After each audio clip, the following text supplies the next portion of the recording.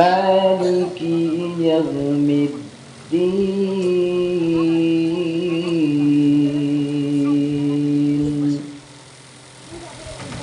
صدقت يا ربنا.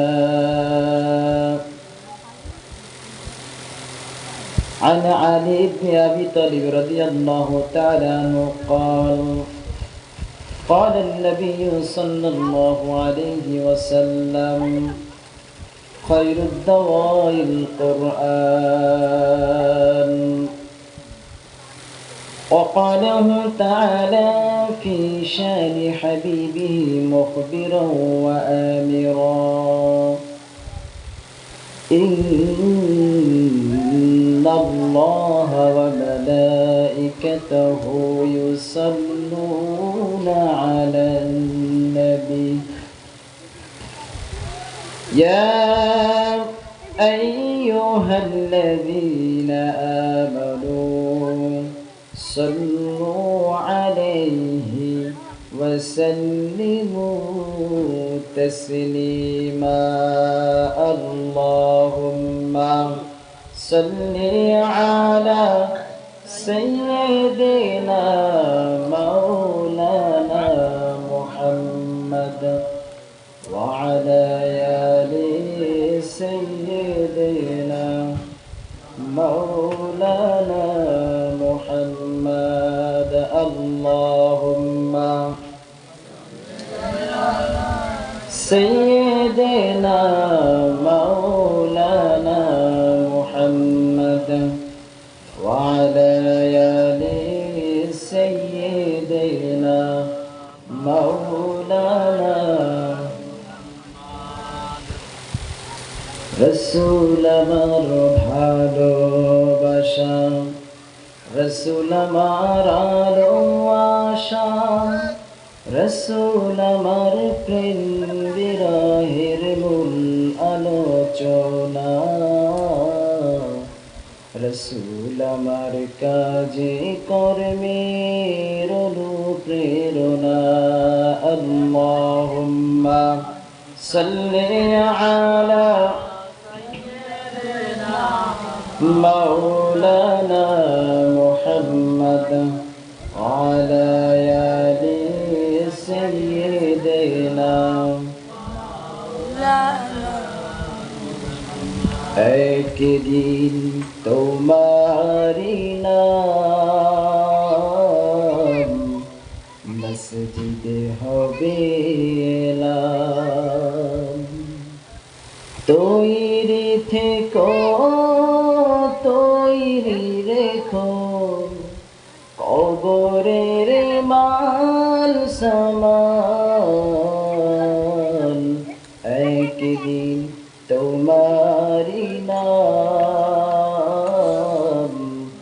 মসজিদে হবে এলান। লা ইলাহা জোরে লা ইলাহা লা ইলাহা লা ইলাহা লা ইলাহা ইল্লাল্লাহু মুহাম্মাদুর রাসূলুল্লাহ সাল্লাল্লাহু আলাইহি ওয়া আলিহি ওয়া আসহাবিহি ওয়াসাল্লাম। কীর্তন করা হয়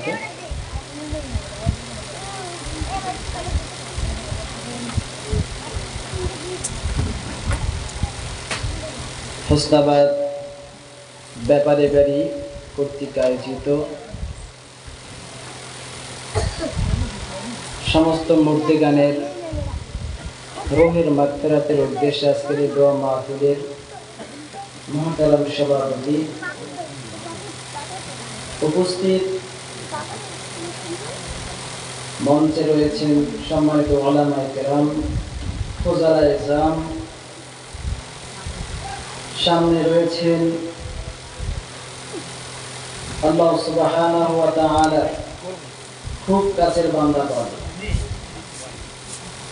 আজকের মাহফিলে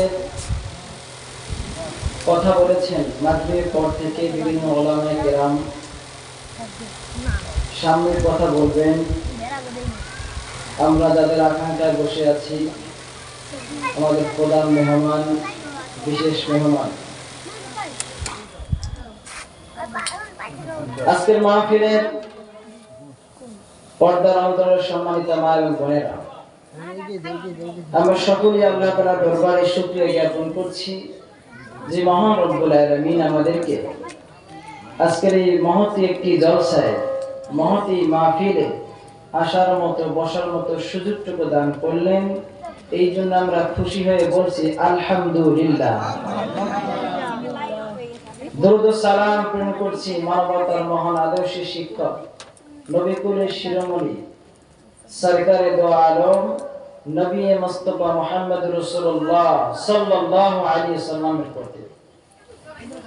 সম্মানিত হাজিরিন, আমার সময় খুব কম, এই জন্য আমি ভূমিকা দিচ্ছি না, আলোচনার দিকে সরে যাচ্ছি। আমরা এই জায়গায় আসতে পেরে খুশি না বেজার? কম না বেশি?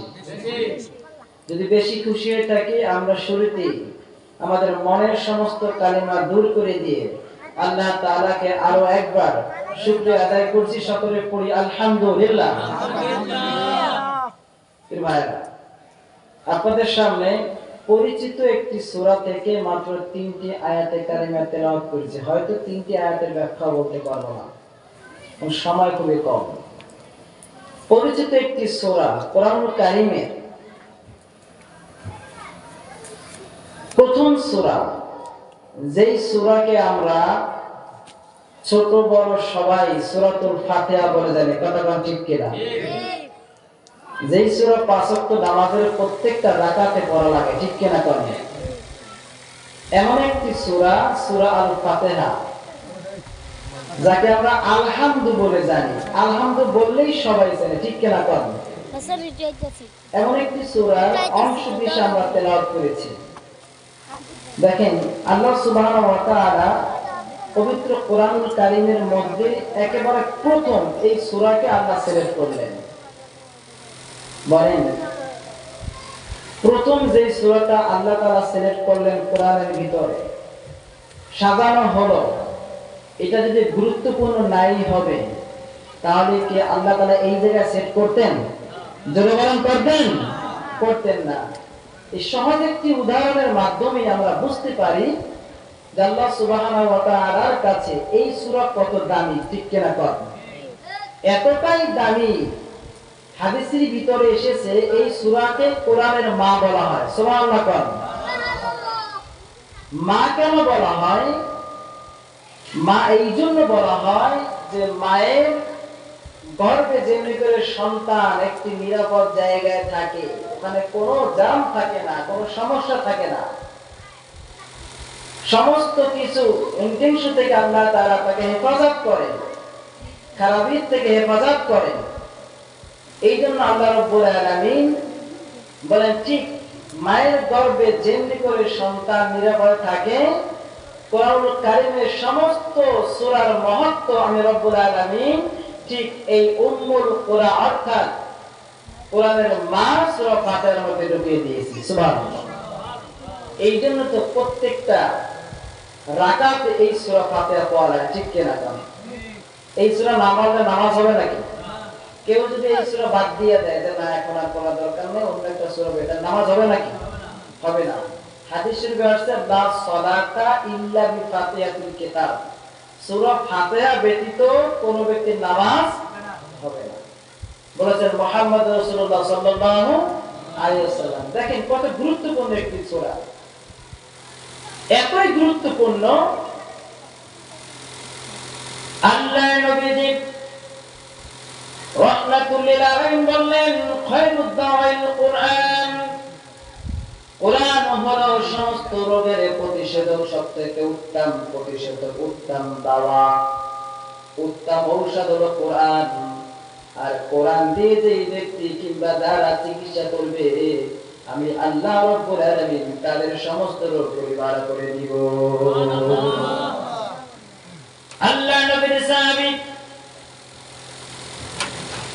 খুব কাছের সাহাবী, এই হাদিসটি বর্ণনা করার পর রাসূল থেকে হাদিসটি বর্ণনা করলেন। হাদিসটি ব্যাখ্যা করতে গিয়ে প্রখ্যাত আল্লাহর গোলাম আল্লামা জালালউদ্দিন সুয়ুতী রাহমাতুল্লাহ আলাইহি বলেছেন, আল্লাহ রাব্বুল আলামিন সূরা ফাতিহার মধ্যে এমন কিছু মর্তবা ঢুকিয়ে দিয়েছেন, যদি কোনো বান্দা এই সূরা ফাতিহা তেলাওয়াত করে তাহলে আমার মনে হয় যেন সূরা ফাতিহার প্রত্যেকটা হরফের মধ্যে আল্লাহ রাব্বুল আলামিন 70 প্রকারের ঔষধ আল্লাহ তাআলা দান করে দিয়েছেন। সুবহানাল্লাহ। সূরা ফাতিহার প্রত্যেকটা হরফে 70 প্রকার রোগের ঔষধ আছে। সুবহানাল্লাহ। এই জন্য এই সূরা খুবই গুরুত্বপূর্ণ। তবে হ্যাঁ, যেই ব্যক্তি সূরাতুল ফাতিহা পাঠ করে এই রোগের জন্য ব্যবহার করবে, ওই ব্যক্তির ঈমান, আকীদা, আমল এবং হালাল খাবারের মাধ্যমে জীবনটা গঠন করতে হবে। এক নম্বরে তার ঈমান, দুই নম্বরে আকীদা, তিন নম্বরে আমল, চার নম্বরে তার খাবারের উৎস হতে হবে হালাল। যেরকম সুবহানাল্লাহ। হালাল খাবার না খেলে আপনি সূরা ফাতিহা কেন তামাম কোরআন শরীফ বাধ্যে খাওয়াইলো রোগ ভালো হবে নাকি? কথাটা ভালো হবে? ভালো হবে না। রোগ ভালো করতে চাইলে আপনাকে প্রথমে আপনার দেহের মধ্যে যে খাবার ঢুকাচ্ছেন ওই খাবারটা হালাল দরকার আছে না নাই? এখন আমাদের সমাজে আমরা যে খাবার খাই এর বেশি খাবারই হারাম দ্বারা গঠিত, ঠিক কিনা কর? বিভিন্ন রকমের হারামের মধ্যে আমরা জর্জরিত। আমাদের ইনকাম হারাম, আমাদের খাবার হারাম, আমরা সবকিছু খাই অবৈধ। বলেন তো এই অবৈধ খাবার দিয়া, অবৈধ রিজিক দিয়া শরীর গঠন তৈরি করলাম, আর এই শরীরের মধ্যে যদি সূরা ফাতিহা কেন তামাম পৃথিবীর সমস্ত দোয়া কালাম পুরো যে ফুদে, বলেন তো রোগ সারবে নাকি? সারবে না। রোগ সারতে হলে আপনাকে আমাকে আগে প্রথমে এই বড়িকে হারাম থেকে বাঁচাতে হবে। কথা ঠিক কিনা? সম্মানিত ভাইরা, দেখেন এই জন্য এই সূরার শুরুতে আল্লাহ পাক বলছেন, আমি এমন কিছু প্রতিশোধ কেন দিলাম, কারণ সূরার প্রথমে প্রশংসা করি কার? জোরে বলেন। আমরা আল্লাহর প্রশংসা করি। এই সূরার প্রথমে আল্লাহর প্রশংসা করে।